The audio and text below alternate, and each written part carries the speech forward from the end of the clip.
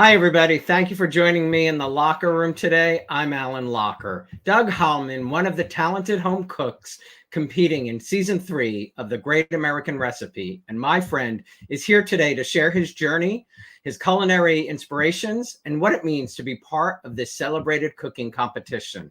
Season 3 of The Great American Recipe features 8 home cooks from across America, each showcasing their culinary talents and the multiculturalism that makes American food so vibrant and delicious.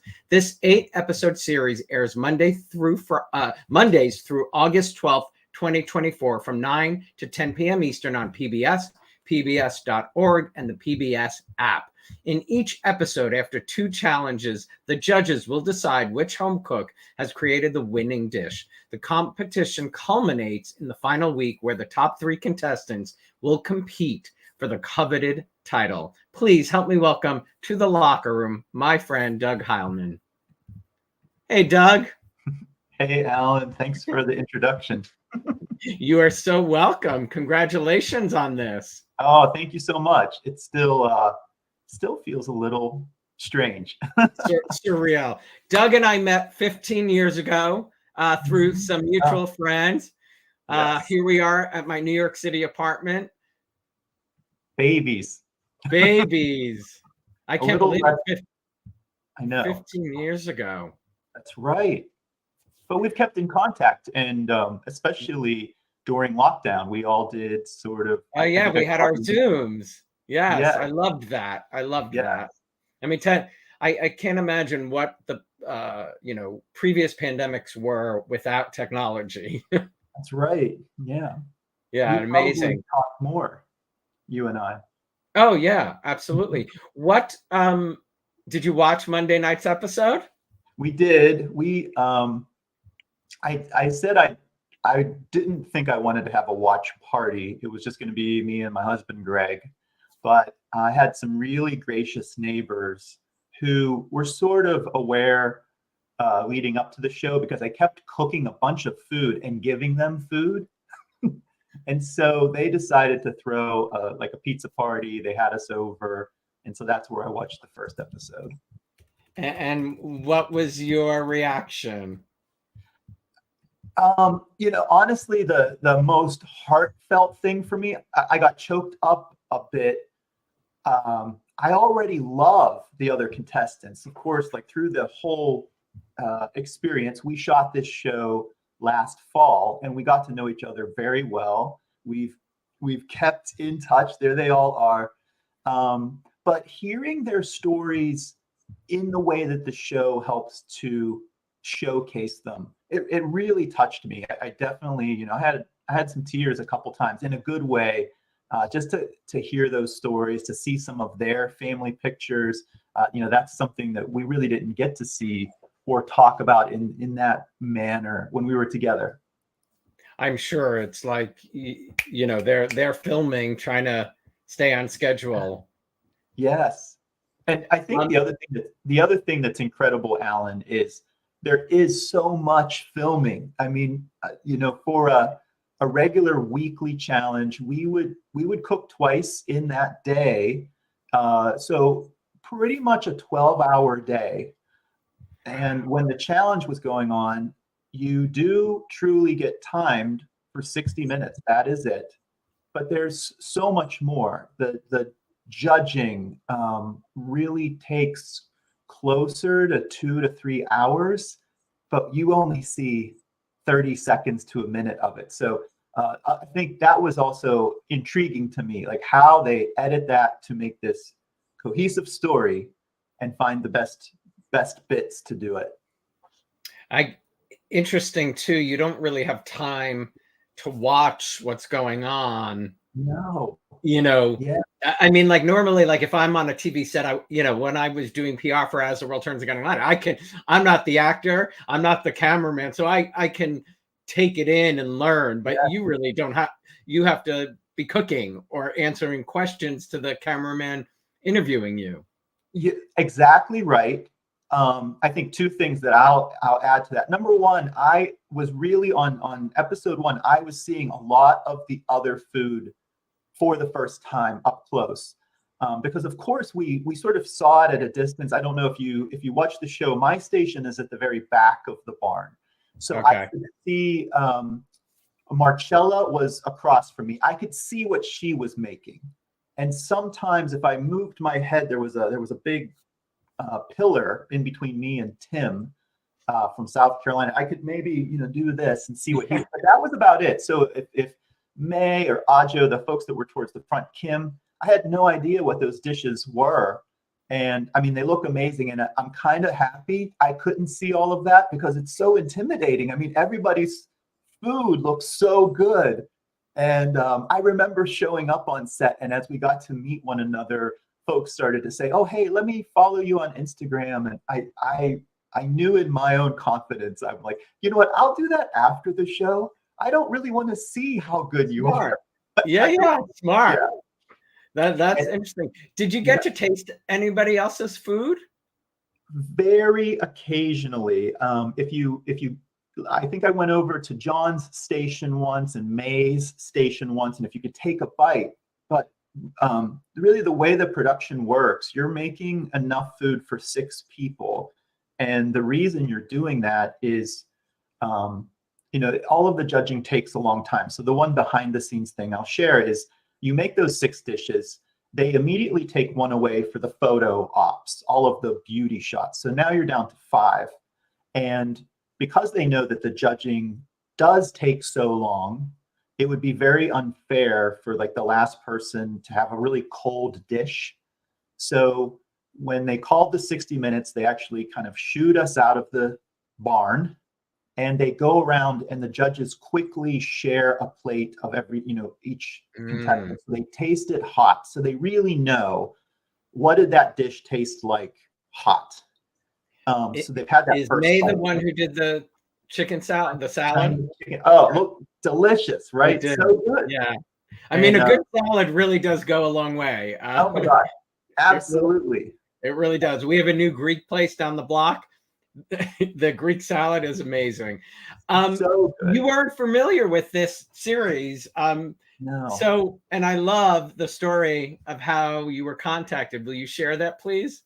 Yeah, I think I definitely applied for the show. I should say that, but I wasn't really aware of the show. I was busy last July doing other things. I actually was planning on doing a food podcast locally here in Pittsburgh. I had bought equipment. I was studying up on strategy of doing a show like how you do, audio only for me.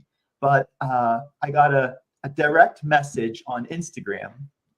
And I didn't know, it was like, hey, we have this show and we're casting. You should think about applying. And I felt like it was a little spammy. I just, it was a stranger.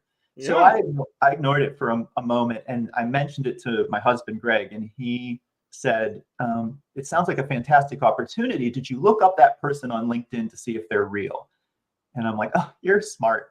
And sure enough, it was, a casting agent. And, there's so many shows that they really have to have some folks doing that because whether it's something on the Food Television Network or all of these shows on PBS, so they kind of nudge you to apply. And that's how I found out. And then there was a series of, hey, send us some more food pictures. Let's have a Zoom call. And then sure enough, by September, they said, hey, can you go to Nashville? Can you go somewhere for about a month or so? And so that's how that happened.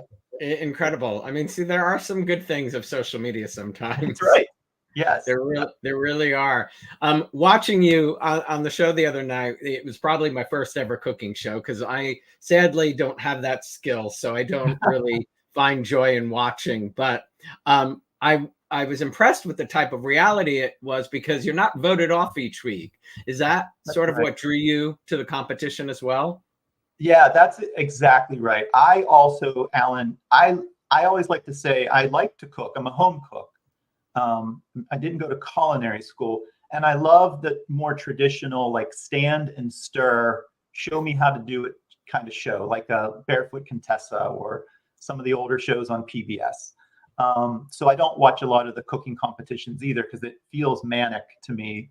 But but when I did hear more about this show and they said, hey, you should check out season 2, and they didn't kick people off in season 2, I'm like, oh, well, that's pretty cool. And really it benefits the audience or the viewer, because you can learn more about that person's story, where they're from. And that's what this show is about. It's about the mix that makes up America, from culture and family and a sense of place.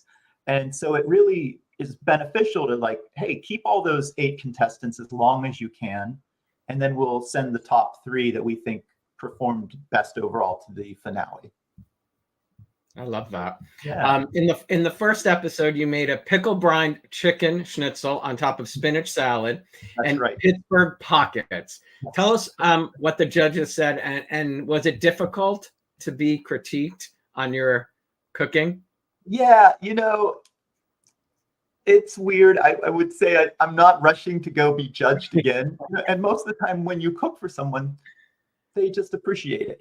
But Yeah. I do, especially Francis Lamb. I had been listening to the Splendid Table podcast for many, many years. I was definitely fanboying over him and thinking, wow, these judges that are so accomplished in terms of the food world, eating my food for one, and having both, praise and some constructive criticism. It's a great thing. It's such an opportunity. But I also, Alan, you said you don't like to cook, or that's not your thing. I will tell you, I like to cook, but going into somebody else's kitchen for the first time with a new stove or whatever, that's nerve-wracking to begin with. And then you give all those parameters that you've got 60 minutes, it has to look perfect at the end.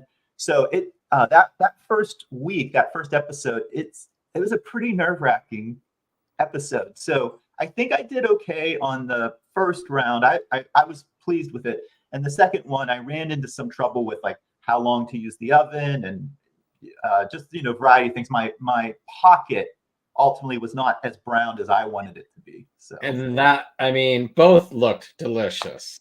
Thank you. Yeah. A Pittsburgh pocket is up my, definitely something I'd enjoy.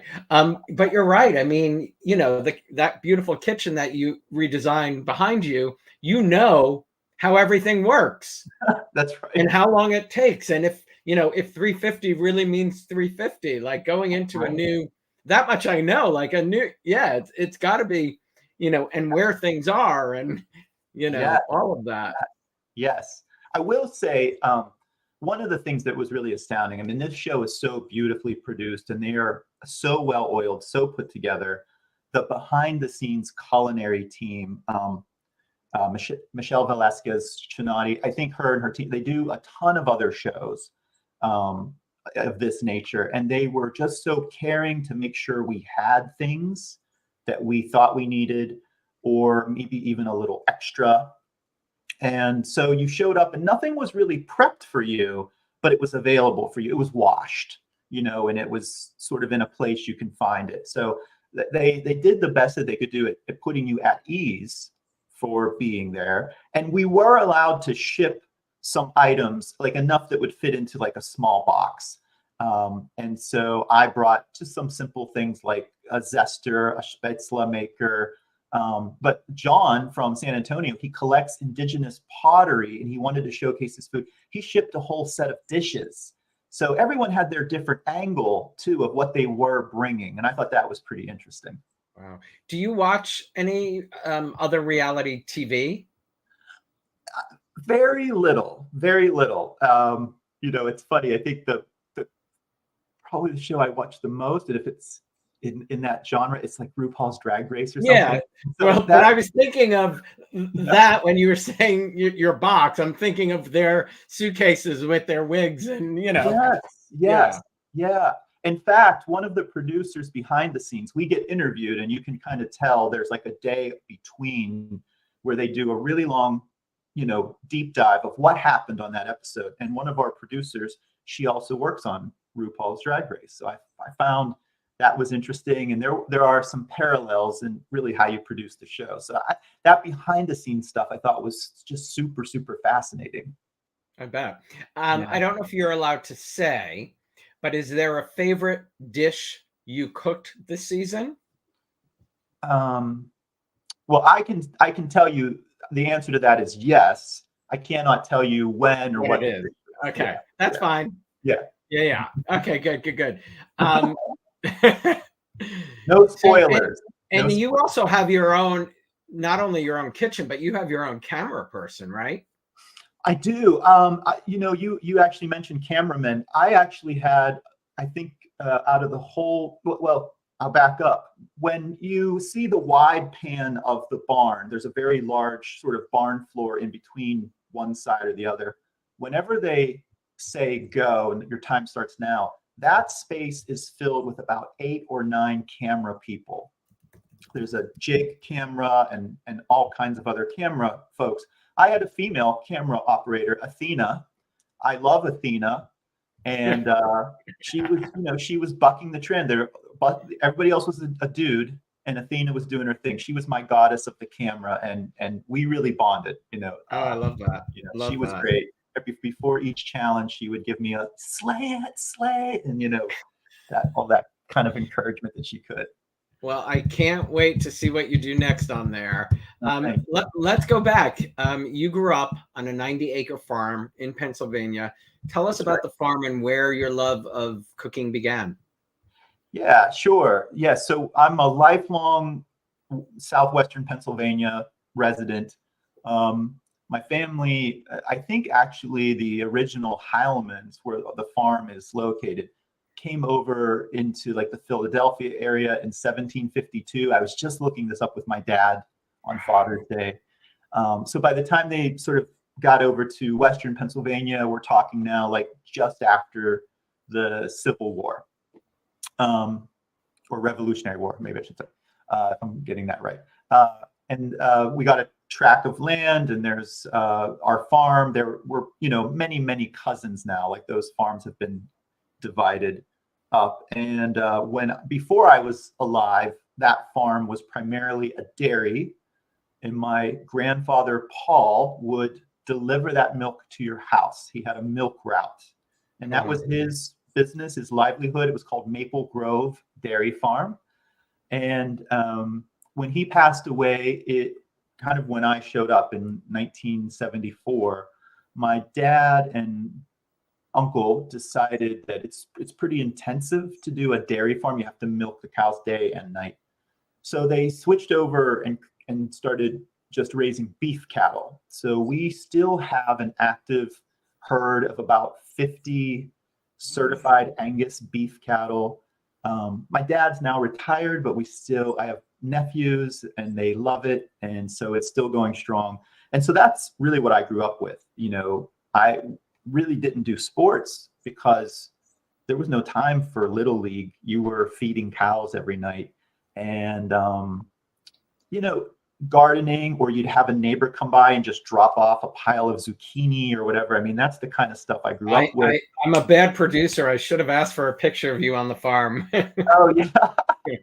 I'll get you one later. But, yeah, so, that was it. And then also I'm a child of like 1974. So my sister and I, in the 80s, we were sort of the latchkey type of kids. We were cooking for ourselves, and mom and dad were working. And I think the advantage for me is that it allowed us to build not only like confidence in the kitchen, but just an intuition as to what tasted good or how things worked. I distinctly remember one year we had cousins that had like a victory garden, a huge garden. We canned tomato juice with them.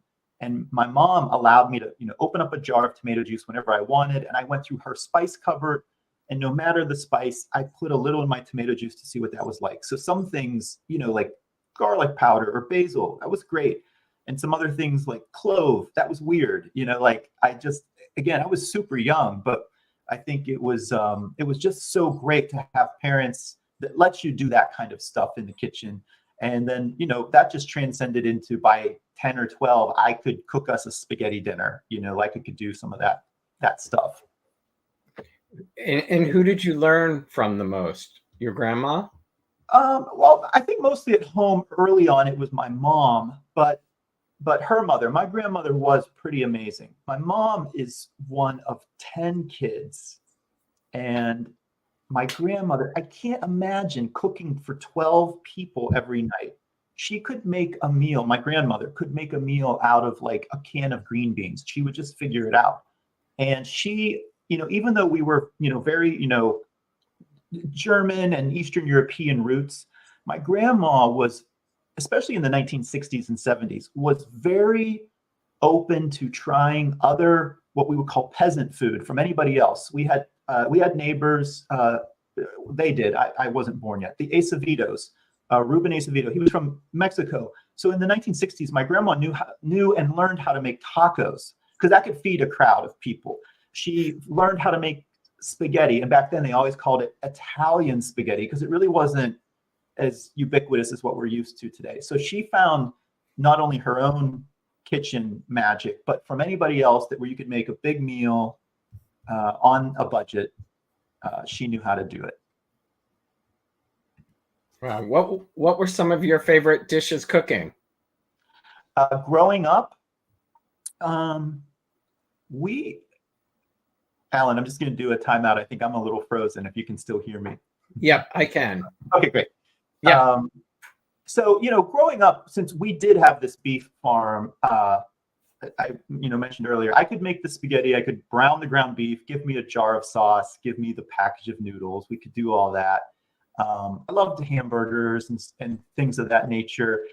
I would say, we had some German dishes growing up, but we've been in the United States for so long. A lot of that cultural identity was sort of faded. So when I was in high school, I took German. Don't ask me to speak any. Can't really do that very well. But I really wanted to know a little bit more, and visited German restaurants. We did a couple field trips. So sort of learning then in high school, how do you make Spätzle, or what is Sauerbraten, and all of these different sausages. That was sort of fun exploration cooking, like in my latter high school years. Are you still frozen on your end? I am. Yeah. Yeah. So I'm going to kick you out. If you want to just enter again, Okay, sounds good. That should fix it. All right. He'll be right back, everybody. I hope you're enjoying this. I love hearing these types of stories. And Doug's going to share a recipe at the end. He's going to cook for us an easy salad, I believe. So I hope you stick around.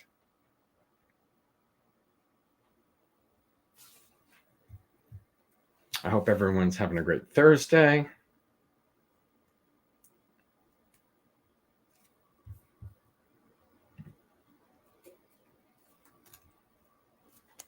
Glad to hear that, Malibu Rose. And Michael, I'll try and ask him one of those questions. I just wanted to continue letting Doug share his story.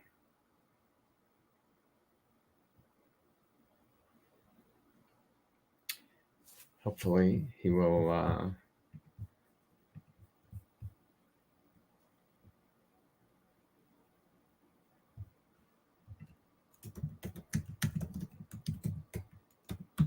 Oh, hey, May. I loved your salad. All right. Hopefully.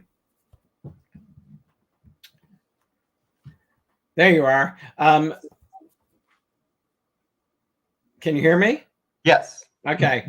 May is watching. Oh, hi, May. She says she loves you. For everybody watching, how would you describe your style of cooking today? May has such an interesting story. Her fusion of Chinese cooking. She grew up in Canton, Cantonese, but then coming to America, she married a man from Sri Lanka. So her cooking is off the charts. And I need to go out and visit May in Malibu. She really wants us to come stay. And what's your style of cooking today, Doug? I'm very open to trying a lot of new things. My husband's late mother was Sicilian, so we've definitely added in my repertoire a lot more pastas that she did, her sauce.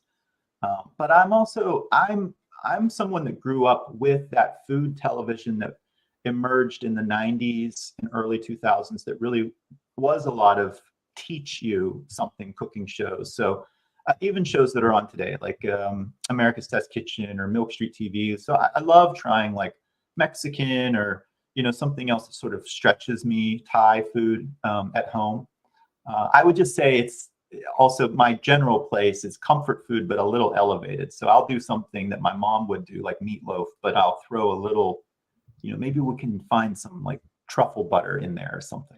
Ray and I are long overdue for a visit to Pittsburgh to see, I've never come your way to see you guys. So, yeah, you should come out. And the food scene here is great. I mean, Pittsburgh, I think, especially since the earlier 2000s, just an explosive scene. And, we talk on my podcast about, restaurants and things. It's just the diversity that is here. You don't always know it because we're a topography of 3 rivers and a lot of hills, and there's a lot of hidden gem restaurants that are hidden gem neighborhoods that have these restaurants that I've never been to, and I've been living here in the city proper for like 25 years now. So there's always I've been there for work, but I don't remember, like, I'm sure I went out, but I don't recall anything that stands out. Let's talk about college. We all plan for college. You set out career goals. What were they, and was cooking ever one of those goals? Great question. When I was in high school, my mom actually went back to school for nursing. That was really big in the late 80s, early 90s. And I think a lot of people, going back to school anyway, still is. But I think my mom and dad thought that would be a great idea for their kids. Farming was always a hobby. We never really treated the farm like it was a full-time job. But I don't. Could it have been? I think it could, but I think we would need to get more, of a family consensus on board. Like, hey, where are we going with that? Because it is shared amongst different relatives. But I don't like blood, and so the nursing thing wasn't appealing to me. But I did like to cook, and I don't know where my brain was with culinary school. I had never thought of it, or I don't know why. But I did know about dietitians and hospitals. So I sort of sold my mom and dad on that idea. I'm like, well, instead of being a nurse, maybe I could go do this. And that seemed really good to them. I liked the food side of that. So I went to Penn State for nutritional sciences. That's what I did my undergrad in. And I love the cooking labs. So that says something. But when it came to doing those clinical rotations where you go into a hospital and you're talking to patients, I didn't really find that as engaging as I'd like it to be. So I graduated, but I stayed at Penn State for another year, sort of toying with the idea of hotel and hospitality management. I worked at a hotel that it's called the Nittany Lion Inn. I think it's currently under renovation right now, but it's still there. And I thought, well, maybe I like this social side. I like people going out and eating, dining and having fun.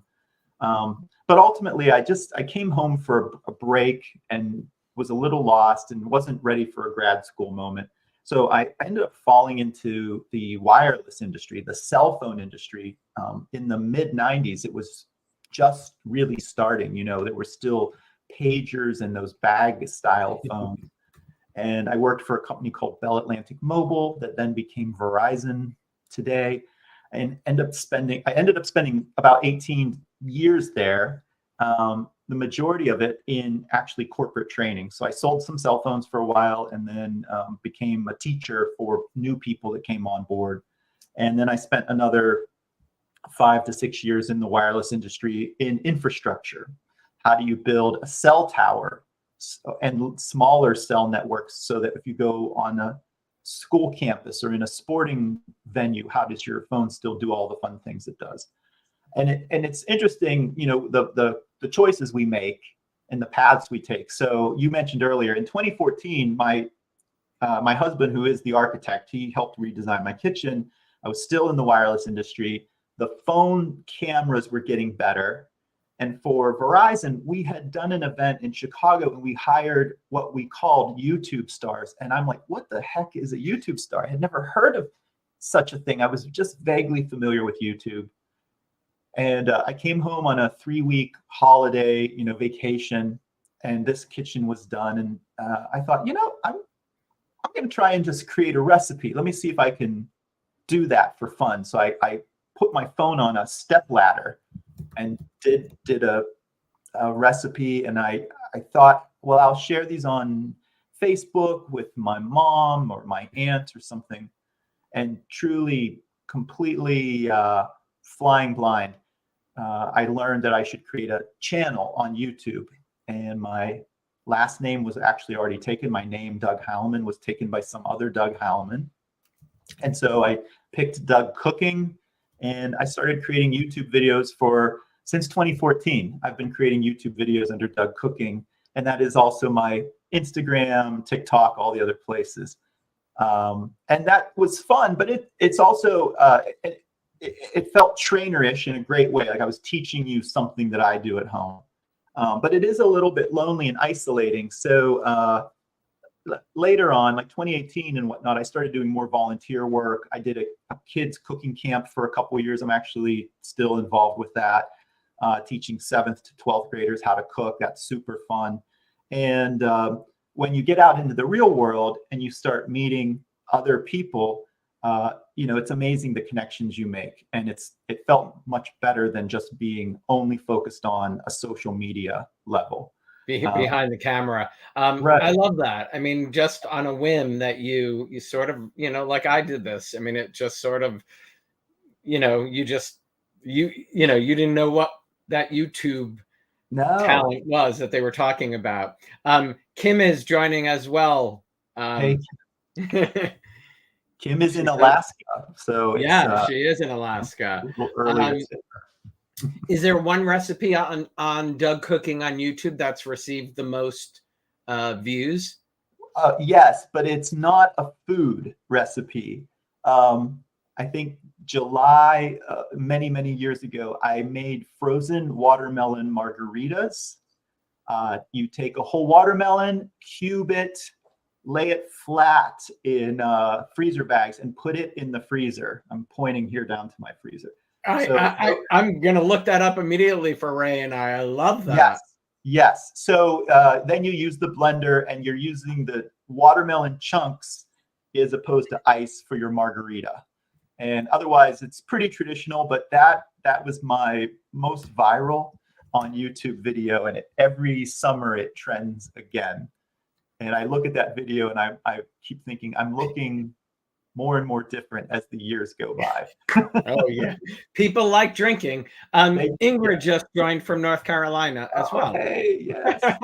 Thank you for the support, everybody. In October of 2022, you saw a segment on the local CBS KDKA during their show Pittsburgh Today Live. Will you share that story and what it led to? I love KDKA. My shows, As the World Turns and Guiding Light, were on CBS. So I took people to KDKA many times. So that's a great connection. I mean, KDKA is it's not only just a ubiquitous Pittsburgh station, but really so renowned in the broadcast. Oh God, I wish I remembered the reporter. Oh, she was phenomenal. A Black woman. I think she was the entertainment. I think she loved our shows, if I'm not mistaken. Mm-hmm. Well, I don't know if I can pinpoint it down. We had, for a long time, we had Patrice King Brown, who's now on the West Coast. She retired. And I'd have to just sort of look through the role. I wish I did. Yeah. So to answer your question, I was doing my YouTube thing. I was actually trying to do YouTube more. So just to explain where I was in my work world, I decided in 2021 that I was going to leave and try some more food stuff. I didn't really know what that was. And just do independent training consulting, which I still do. But I was making more YouTube videos. I was looking for a pumpkin recipe for the fall. And we are really fortunate. We have this KDKA station. It has a morning show called Pittsburgh Today Live. It's sort of like a Kelly and whoever, Kelly and Ryan are kind of show, a talk show. And they were doing a morning chat, and they were talking about candle scents for fall. And one of them they mentioned was pumpkin banana scone. And I just remember remarking to myself that sounded like a weird combination. But I had bananas on the table. I had a pumpkin. I was trying to think of that recipe, and I thought, you know what, I'm gonna try and make pumpkin banana scones. And so I did, and I sent them a picture. I just thought, well, maybe they'll talk about it. And I said, you guys inspired me with your chat. I made these. And instead of them mentioning it, one of the producers reached out to me and asked if I would come on and make them on live TV in a 4.5-minute segment. So it's the first time I was really going on TV to do something like that. And it was pretty interesting.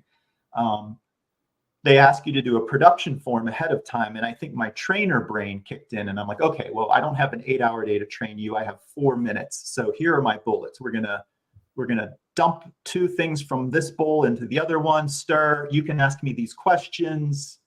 The timing should be on. And I sent that over ahead of time. And the day that I arrived, the producers were like, we love you, like this form. And then the actual segment worked out. So really later that afternoon, they were approaching me and said, if you have any more ideas, we'd love to have you back. And oh, by the way, Thanksgiving is in a couple weeks. Could you and your mom come on and talk about Thanksgiving in 2 weeks? So I was all about it. My mother was nervous, but she did it. She needed a little coercion. Yeah.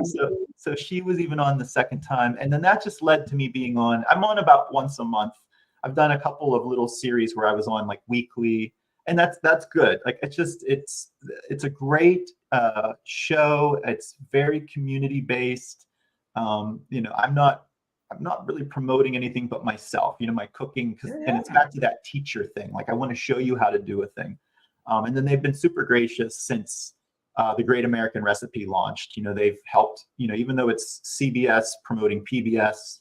They've been all about it, and even in Pittsburgh, KDKA, actually, I think I've read something in the past. Their transmitter, they lent space for our initial public station to launch in the 60s. So they've had a good camaraderie type of thing ever since the beginning.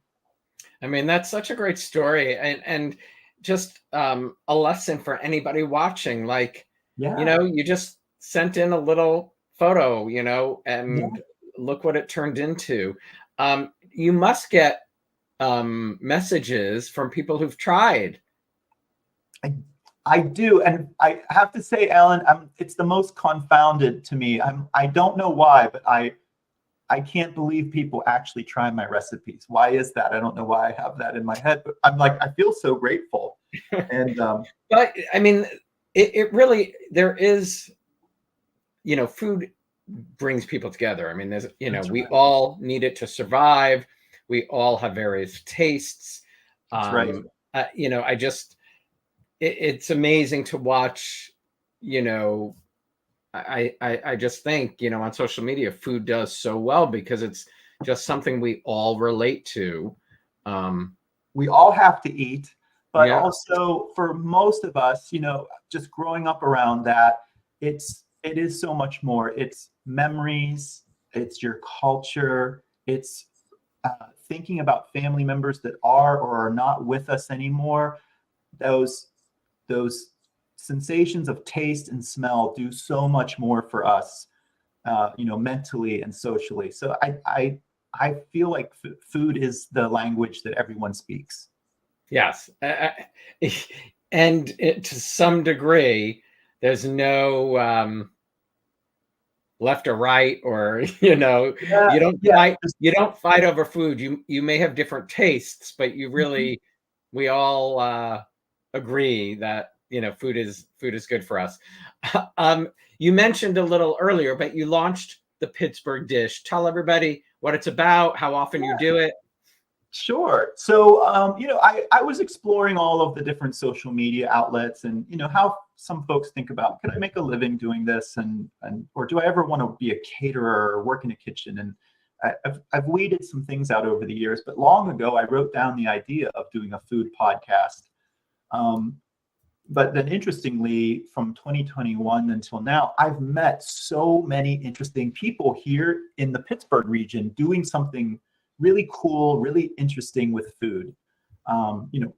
Female private chefs that, had to kind of battle their way out in a male-dominated industry, or cottage industry folks, making a new product that no one's done yet at the farmer's market. And so I had sort of a list of people, and last July I decided, I'm like, we have some really good podcasts and really good local television, but we didn't have a weekly food-centric show, especially at a production level that I appreciate. I really like a lot of other food podcasts that are out there. And so I was just doing my research, and the Pittsburgh Dish is that podcast now that's realized. I launched it in January of this year, so it's been going for about 5 months, coming up on 6.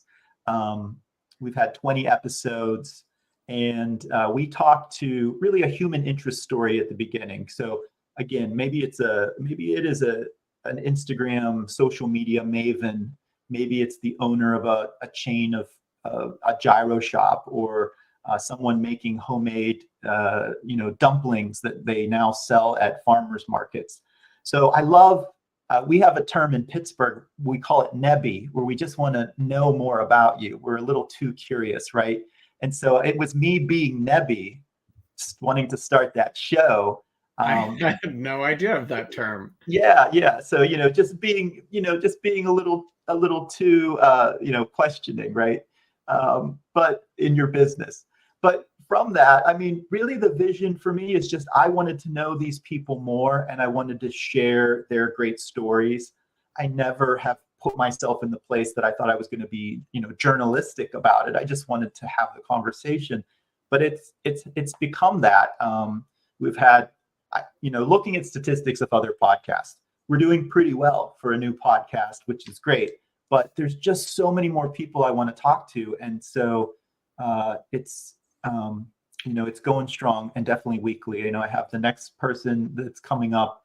She wanted to go plant-based and decided that she would make her own seitan, which is like a wheat gluten, meat substitute. And so now she has her own business doing that. And what a story, And we have a couple restaurants in Pittsburgh that are now hitting their 10 or 15 year mark, or maybe passing on to the next generation kids. So I just love that. And I love talking to those people, and hopefully we find enough listeners that love hearing that. But we're going to talk offline. Maybe I can learn something from you. Yeah. Know what you said, I didn't realize this at the beginning of this. I mean, this is an hour usually. Everybody, no matter what topic, whether it's just a celebrity interview, cooking, about gay pride, everybody learns something, and we can all learn if we just listen to each other. And you're educating people about something they may not have known about in the Pittsburgh area, or something else, a food genre that's, nebby. I never heard that. We're getting curious, right? We're telling those stories because we're asking a lot of questions. So correct. You also appeared with Chris Fenimore on WQED TV's 2022 cooking show, America's Home Cooking. Right. And this came about because of your husband, Greg's work. Will you share what Greg did for this show and how that came to be? Yeah, sure. So WQED is our local PBS station. Chris Fenimore is, he's been with the station for many, many years. And I think back in 1992, when he moved to Pittsburgh from Brooklyn, he grew too much zucchini. And they did a show called, where they basically did this like zucchini show to get rid of it all. Realized that they had something there that would make a good success. And so they created a show called QED Cooks. It's been going ever since 1992. Wow. That's a long time. it's a long time, and they have had a few different kitchen sets, but their last set from, say, the 2010s, they were looking to refresh it. And so my husband Greg works. He originally was sort of based in architecture, but always dabbled in film production design. And so I'm trying to think of the right year. This also might have been 2021 to 2022. He volunteered to help refresh the set. Wow. And so he pulled in some people he knew from the movie industry, some of the scenic painting and all of that. And we created a new set. And then coincidentally, I was doing a kids cooking camp, and I met Chris directly. And I knew they had redone that set because my husband had done it. So I had a pretty good hunch they would do some new shows. And I just said, hey, I'm available behind the scenes, whatever. I'd love to help just prep you, if you ever need help. And sure enough, he emailed back. He's like, yeah, we're doing a show. One other little fun point, when my husband was almost done with the set, he hired me to dress it, so all of the plates and stuff you see, I got to go around with a couple $100 and do my best. Oh, that's fun. So yeah, so we had a connection. Spending other people's money is always fun. yeah, but also spending PBS money, you gotta be responsible, right? It's public. Sure. So yeah, so anyway, so the set looked great. They were doing a new show. Chris Fenimore emailed me, and I ended up practicing a meatball recipe that he was going to do on the show, just because I like meatballs anyway. And he ended up asking me to be on the show with him doing that. And now that I'm thinking about all this, technically, that was the first time I was ever on TV, but that was taped. And so that happened in October. I think the local CBS show I was talking about earlier was live. That happened in November. And then the Chris Fenimore show actually aired in December.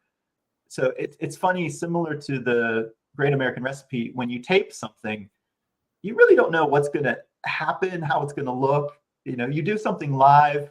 I still DVR stuff. I run home and I watch it. I'm like, did that make sense? Because I don't really remember in the live moment what came out of my head. Yeah.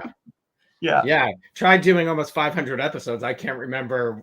Oh my goodness. I can't imagine. How long are you and Greg together? We met in 2011.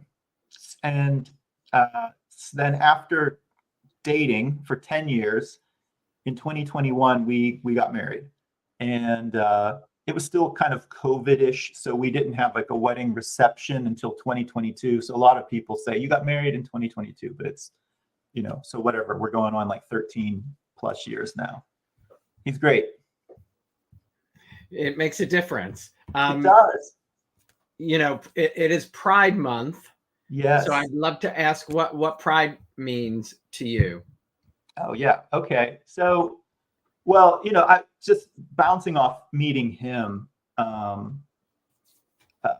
things have changed so much for me in terms of confidence, and I think pride overall has evolved since I was younger in my 20s.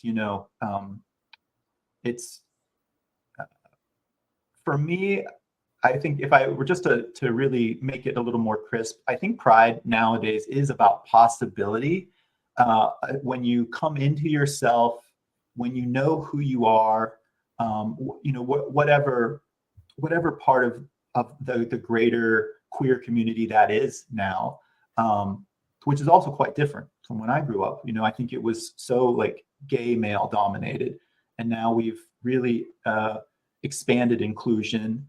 I think we from a community are getting to know one another, and what does that mean to be almost unabashedly self-accepting and expressing. And for me, if I hadn't really come out to myself, met my husband, I really cannot imagine all the things that are happening right now in terms of the possibilities, the things that just sort of appear because I'm happy doing what I'm doing. I'm sharing some joy and some passions. And I think when you sort of look at folks that maybe don't ever get there, then a lot of those real heart-filled things that they could be putting out into the world, that it just doesn't ever happen. And so for me, I feel very, very lucky. My actual coming out experience was great as well. I mean, at Penn State, it was a small, tight community. So it was like family. And then, that faded away. I came to Pittsburgh and we were rebuilding more ties. And you built a family there. I mean, that's right. Including you from afar. And from so afar. But I met Eric and Brad basically on a dance floor. Yes. And have been friends ever since. Yes. Visiting each other at various times, not as often as we would all like, but we built a friendship. That's right. And I just think out of that, pride, when I say it means possibility for yourself, you build confidence, you build a network, you create this safety net structure that allows you to then also be more free. And even if certain parts of your life or people don't fully recognize you or accept you, you found other places that are safe that do. Like, this show, I'm sure there are people that feel like this is a great thing that they're part of. You've built a community right here. And so I think we're very lucky, and I'll just end by saying there's still work to do. I think for me, being someone even close to 50, you can't rest on where you are. And also, there are folks coming out in different ways today that I don't always understand the new terminology or definition or the flag colors that are representing them. And I would say I worry that if I'm not understanding, what's the other population of America or the world seeing, viewing that group as? So, just being open to what other folks are going through and asking questions, letting folks know that it's a safe place, allows those other folks to have their own possibility, their own safety net. Beautifully said. And I will just comment on one thing you shared with me, but the fact that you said, reflecting back, say 20 years, you could never imagine that you'd be on national television talking about your husband. And I know, I mean, here I do it every day because he is my husband. He is, the love of my, so. I didn't mean to step on you. In my 20s, especially before gay marriage was legal, I never had that fantasy. I actually never thought about being married. And so the progress that we've been able to make has made a lot of other things happen too. So I will add, I definitely felt the same way. I mean, my father never knew I was gay, but he would always say, well, I see you married before, I die, and I already said I was married to work, but I never anticipated. Right. It was just not something when I was, I'm older than you by 8 years. And it really was when New York State was going to possibly take that right away that I really thought about it and said, no one should have the right to tell me I can't if I want to. Yeah. So I think, and I hope that for most folks, everything just becomes more equal and normal. Like being on this show, again, kind of wrapping back to the Great American Recipe, I had no qualms about talking about my life and my family and the integration of that. And I hope other folks can experience that. Or, the little slice of the story that I share, Alan, I'll be honest, I haven't even thought about this till right now. Like, I hope if there's someone out there that's struggling, seeing my story or anyone else's story on TV helps them take a step that they need to take for themselves. And gives them hope. Yes. Put yourself out there 100%. Well, I want to take some time because I know Um, you're going to share a recipe with everybody. Yes. Well, we have to, right? It's, Absolutely. Which is a first on the Locker Room. I've never done this. So you are the first. This is the first live recipe I've done. So yes. So I've prepped the little things. And so what we're going to make, I don't make this on the show. We're not allowed to make those recipes until they air. But this is a German recipe, Tomatensalat. It's just a simple tomato salad. I think it's great for the summer. I'm going to slide my camera around. Summer salads, as we call it in my neighborhood here. Exactly, right. It's very simple. Like, let me make sure I'm in the shot. So I'll hop over. Make sure you can see everything. And Doug, I'll ask Doug to email this to me later so I can put it up on social media as well. I actually might even have a YouTube video already. Oh, great. Yeah, I'll share that. So this is a recipe that I discovered, looking into more German food. I think I had this in a German restaurant, sort of on a buffet. And what attracted me to it is that German food is so often considered heavy. It's sausages. There's not, you wouldn't think about a lot of fresh veggie forward dishes, but my husband keeps vegetarian most times. So this works out really well. So what I've done for us already, these are just small tomatoes. I have some different color ones. I just like that because that's the only main ingredient. And what I've done so far is I've cut them in half. And so I'm going to show you a little trick. These are standard deli containers. I'm going to lay one down. I'm going to turn the other one upside down, and we have some extra tomatoes here.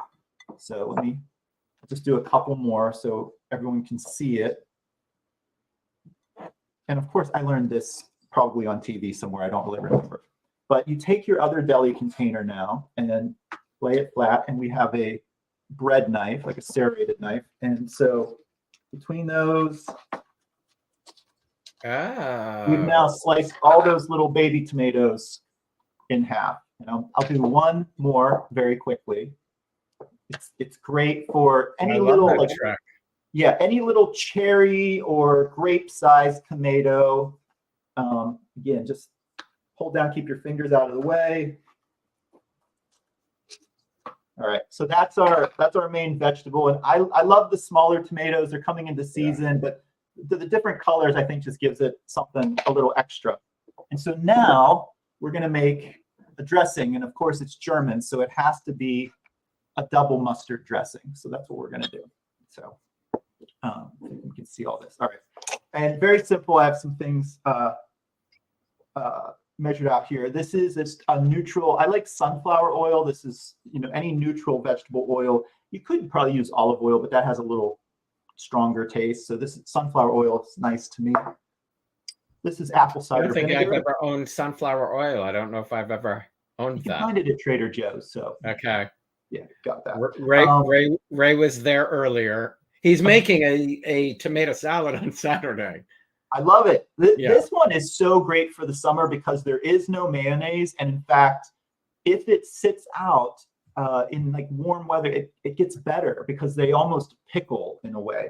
So that's our oil and apple cider vinegar. I have a bunch of spices that I've pre-measured. And so if you can't quite see it, this is a tablespoon of dry mustard, a little pinch of sugar, salt, and pepper, about like half a teaspoon of each. And then the secret ingredient that I love in this dressing is ground turmeric. It's going to just give it this beautiful golden color. So we're going to put all those in. And then the last thing Ingrid is writing this down. Yeah, we have a recipe on Doug Cooking, so I'll send you. No, but Ingrid is writing it down. Oh, she is. Okay, Ingrid, I'll give you the recipe here later too. And then the second mustard, I like sort of a grainy. This is sort of Dijon style, not exactly German, but a whole grain mustard. And we're gonna give that a whisk. I like mustard anything. Yeah, this double mustard. It's just when I had this dish the first time, I'm like, what is in this dressing? It was very captivating, and I just couldn't put my finger on it. All right, just give it a little whisk. We're gonna toss it all together. I don't know if you guys can see this. Yeah. With my great American spatula. You even got a swag. Yeah, we got a little swag. So all of that goes in. And then the other thing, Healthy.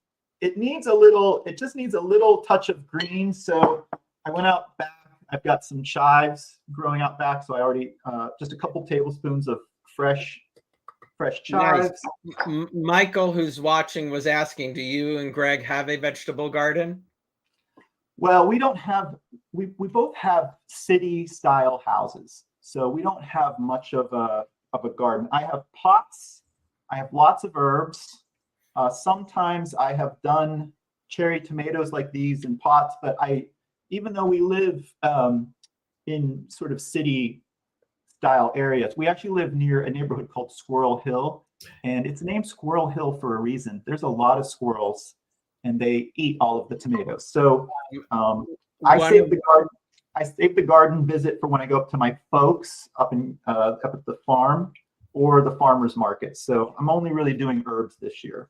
Very nice. Yeah. Gabriel, who's one of my fans who watches all the time. I love Gabriel. He actually has his grandfather grew up around Squirrel Hill. Oh yeah. Oh, that's yeah.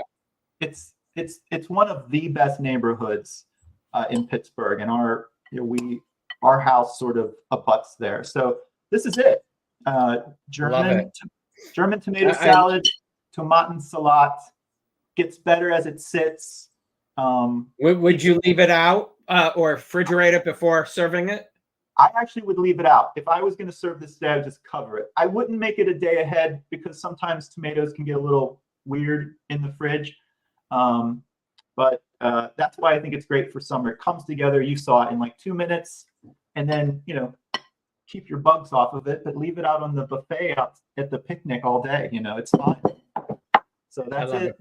I love a tomato salad. Thank you for doing that. Thank you for sharing it. And if you have the video, because everybody's asking, so I'll share the video. I'll find it. It's over on the YouTube, the Doug Cooking YouTube channel somewhere from like a couple years ago. So wait, I know it was May, Ingrid. Who else was here? Kim from Alaska. Kim. May, this is a pretty good showing. May, Ingrid, and Kim, and Doug. Best of luck on the Great American Recipe. I can't wait to see what you all create. Thank you, my friend, for being here. Thank you for having me. It was such a pleasure. I appreciate the opportunity and what you do for TV entertainment now, Alan. Love it. Thank you so much. You got it, my friend. You have a great afternoon and best of luck on the series. All Stay right. here as I sign off. I'll be back in just a sec. Thanks, everybody, for watching. Thank you to my friend, Doug Heilman, for joining us. Don't forget to tune in every Monday for the Great American Recipe on PBS to see Doug's journey and May and Kim and Ingrid's journey.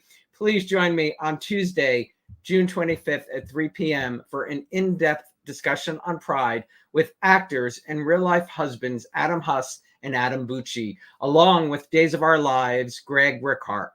If you haven't yet subscribed to my YouTube channel, you can do so down below. Turn on the notifications for reminders of all upcoming shows. And if you like to stream audio versions, just search The Locker Room on your favorite podcast app. Have a great weekend, everybody. And as always, please, please stay safe.